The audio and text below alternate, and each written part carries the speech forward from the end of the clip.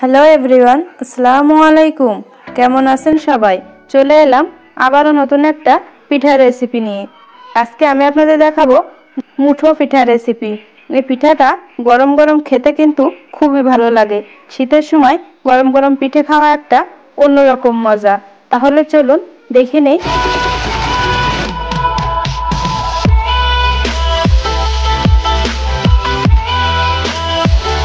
মুঠো পিঠাটা বানানোর জন্য আমি প্রথমে চাউলের গুঁড়াটা ভেজে নিব। আমি এখানে 1 কাপ পরিমাণ চাউলের গুঁড়া নিয়েছি।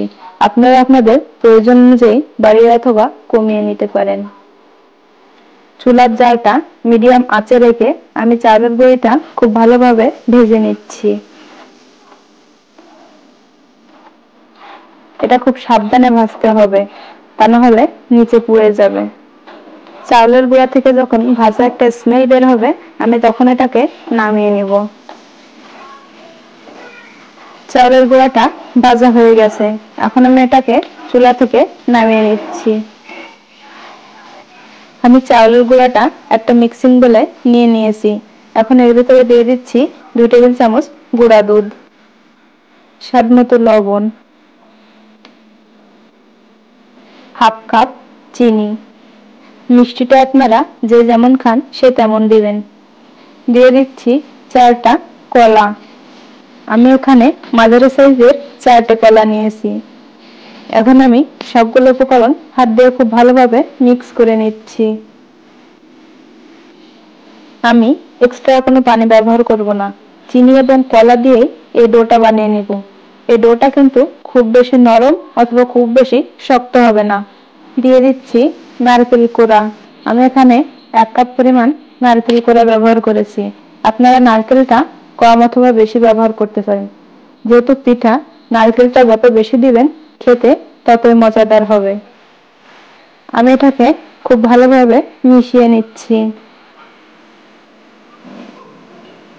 আমি খুব ভালোভাবে মিক্স করে নিয়েছি, আর আমি এখানে কোনো এক্সট্রা পানি ব্যবহার করিনি। এখন আমি এর থেকে পিঠাগুলো বানিয়ে নেব। আমি এর থেকে কিছুটা ডো নিয়ে নিচ্ছি। এখন এভাবে করে মুঠ করে পিঠাটা বানিয়ে নিচ্ছি।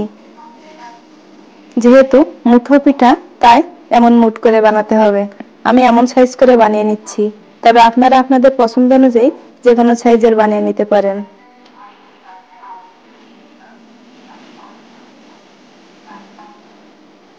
আমাদের ভিডিওটা ভালো লাগলে বাসায় অবশ্যই ট্রাই করবেন। আমার চ্যানেলে আপনি নতুন বন্ধু হয়ে থাকলে আমার চ্যানেলটি সাবস্ক্রাইব করে পাশে থাকা বেল আইকনটি ক্লিক করবেন। আমার এই রেসিপিটা ভালো লাগলে আপনার ফ্রেন্ডস এন্ড ফ্যামিলির সাথে শেয়ার করবেন। রেসিপিটা কেমন হয়েছে কমেন্ট করে অবশ্যই জানাবেন। আমি এভাবে করে সবগুলো পিঠা বানিয়ে নিচ্ছি। আমার পিঠাগুলো সব তৈরি করা হয়ে গেছে। এখন আমি এটাকে ঢাকা দিয়ে ভাপ দিয়ে নিব। ভাপ দেওয়ার জন্য আমি একটা রাইস কুকারে কিছুটা পানি দিয়ে নিয়েছি। এখন এই পানিটা ফুটে ওঠা পর্যন্ত অপেক্ষা করব। দেখুন পানিতে ভাপ উঠে গেছে। এখন আমি পিঠাগুলো এর উপরে দিয়ে দিচ্ছি। এভাবে ভাপ দিয়ে নিচ্ছি 30 মিনিট। ফিরে এলাম আধা ঘন্টা পর।